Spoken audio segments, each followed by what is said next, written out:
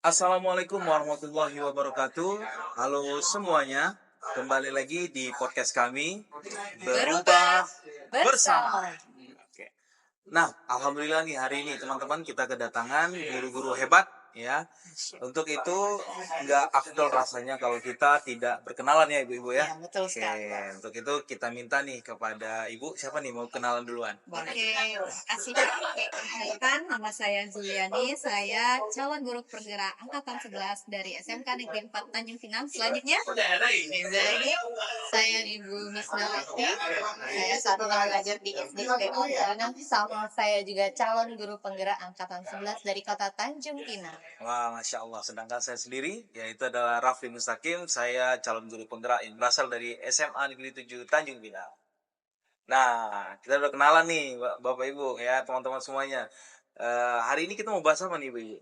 Nilai-nilai guru penggerak, Oh, betul? Iya. ya, oke. Ini keren nih kayaknya topiknya, ya kan? Nah, sepertinya kita semua ini punya nilai-nilai ya. Salah satu Oke. nilai guru penggerak mungkin ada yang kita punya yang dominan, ada yang masih perlu ditebalkan gitu ya, Ibu ya. Untuk itu hari ini kita akan share sendiri tentang itu, teman-teman. Ya, nanti siapa yang ingin bertanya silakan di kolom komentar ya, kalau ada gitu. Ya, oke. Nah, untuk itu nih kita tanya dulu nih sama Ibu Misnawati nih. Iya, Nah, siap, Ibu, Bapak. kira-kira gimana Ibu tentang nilai-nilai di dalam diri Ibu nih sebagai guru penggerak?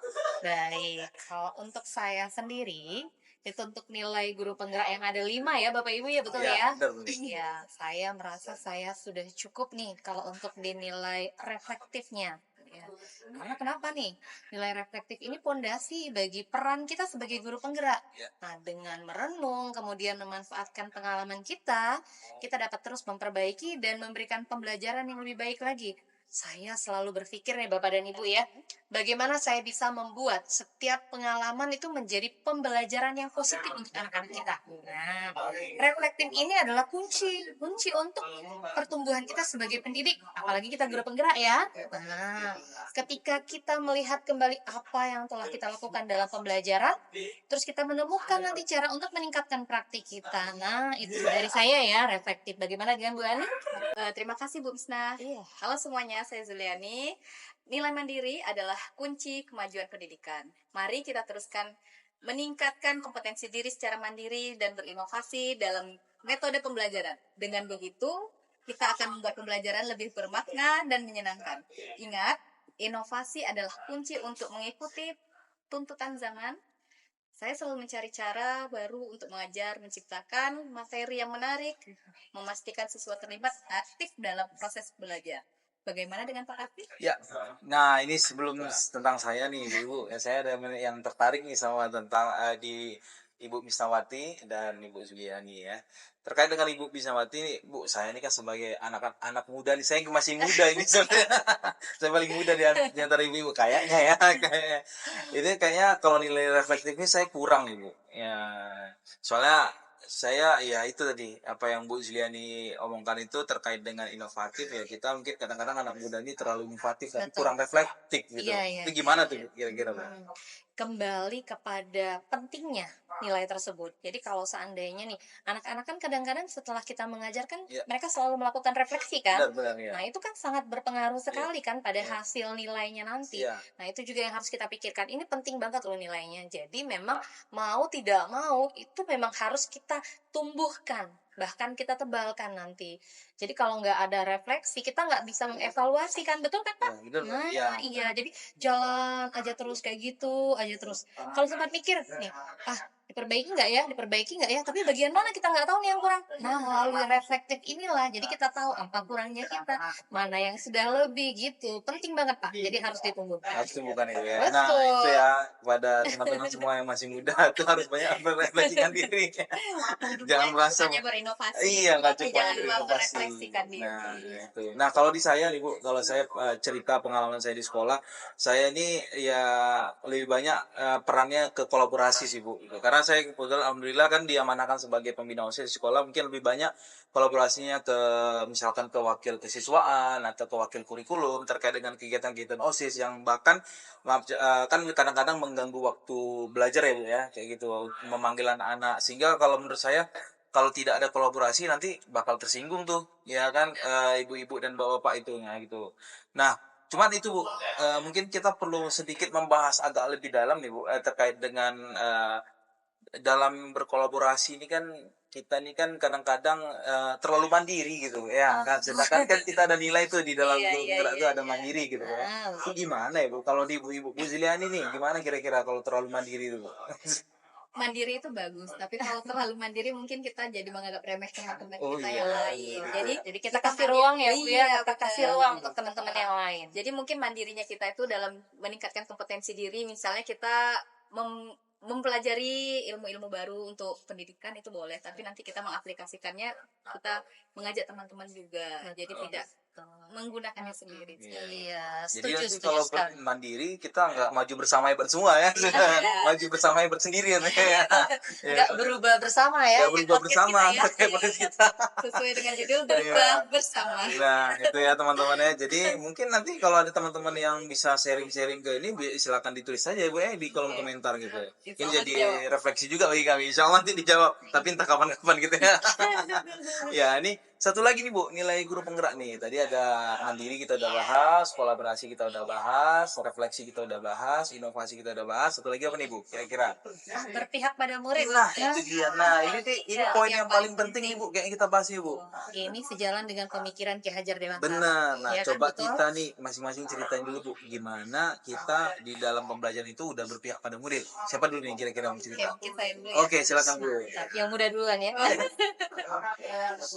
Kalau menurut saya yang berpihak pada murid itu kita tidak hanya menuntut siswa untuk mau seperti yang kita inginkan, tapi kita menuntun mungkin di awal pembelajaran itu yang paling penting adalah kita analisis Asesmen dulu ya, mendiagnostik dulu ya. yang paling penting supaya kita tahu kemampuan siswa itu di awal seperti apa, kemudian karakternya seperti apa, minat belajarnya itu yang apakah kinestetis, auditori, atau setelah visual. Itu penting sekali ya Iya. kita tahu ya. Malah nanti kita bisa kaitkan ini dengan diferensiasi. Iya, Iya. Itu menurut saya mungkin mau ditambahkan dengan Bu Oh Bisma. iya, betul sekali Bu Yani ya, Pak Rafli ya, berpihak pada murid yang diistilahkan berfokus pada Iya, murid, benar, benar. student center, menghamba pada murid Iya. ya. Jadi ini Menghamba konotasinya ya, positif, ya, menghambanya tanda kutip gitu ya. konotasinya positif Iya. Arif, ya. Jadi kita memfasilitasi mereka. Jadi kita lebih mendahulukan kepentingan mereka. Apa nih yang nyaman menurut mereka dalam proses pembelajaran nih? Misalnya nih kalau kami nih, ibu nih bagusnya seperti apa ya nak? Gitu kan? Oh diskusi Bu. Oke, kita dengarkan mereka. Jadi bukan hanya kita saja yang memiliki kekuasaan penuh di kelas. Jadi kita serahkan ke mereka. Pokoknya seperti apa? Ya. Nah, seperti itu. Nah, ini menarik nih kalau tentang apa namanya berpihak pada murid Bu ya.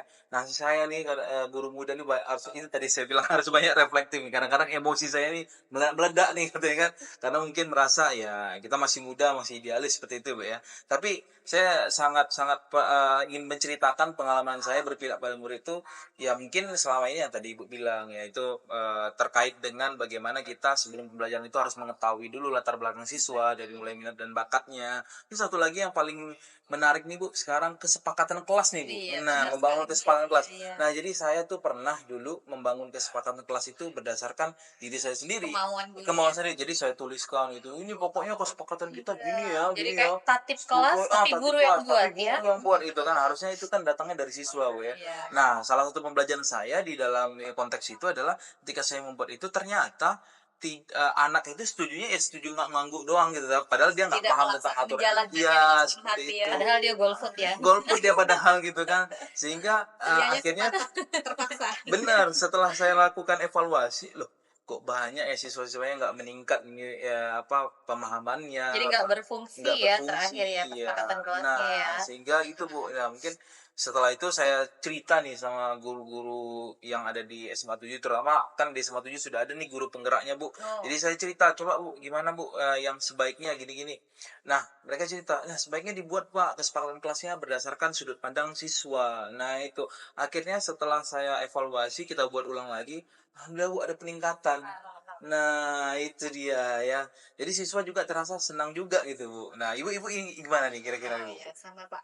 Kesepakatan kelas jadi dari cerita yang Pak Alfi ceritakan, jadi yang namanya kolaborasi bukan hanya dengan guru ya. Betul. Dan Ternyata anak-anak kolaborasi kita juga dengan siswa. Kita berkolaborasi dengan siswa membuat kesepakatan kelas yang nyaman dan menyenangkan bagi Iya. mereka. Iya, apalagi Bapak dan Ibu kan mengajar di SMA ya. Iya.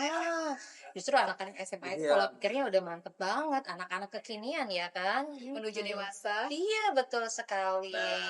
Gitu ya teman-teman. Jadi itu adalah sharing-sharing kita hari ini terkait dengan Nilai-nilai. nilai yang kita miliki sebagai guru penggerak. Nah, tapi bukan berarti kita ini lagi menyombongkan diri, Bu ya. Nah, kita ini lagi bercerita saja gitu Berbagi kan. pengalaman. Berbagi pengalaman gitu. Mudah-mudahan dengan kita berbagi tadi saya mendapatkan inspirasi sekali dari Bu Misnawati terkait dengan reflektif tadi. Ya, saya ini harus banyak refleksi diri gitu ya. Kami juga belajar dari Pak Rafli mengenai inovatif ya, betul ya Bu ya. Nah, itu dia. Dari Bu Ani tentang kolaboratif ya kan, betul ya. Oke ya. Oke teman-teman, itulah podcast kami hari ini. Mudah-mudahan apa yang kami sampaikan tadi bermanfaat untuk kita semuanya ya, bagi kami yaitu meningkatkan diri kami sendiri, bagi teman-teman juga seperti itu. Iya. Demikianlah dari kami ya. Terima kasih banyak teman-teman kalau telah menonton video ini. Salam guru penggerak. Nah, terima kasih Bu telah datang di podcast ini. Ya, nanti undang lagi Bu ya. Tunggu undangan berikutnya. Oke, dadah teman-teman. Assalamualaikum.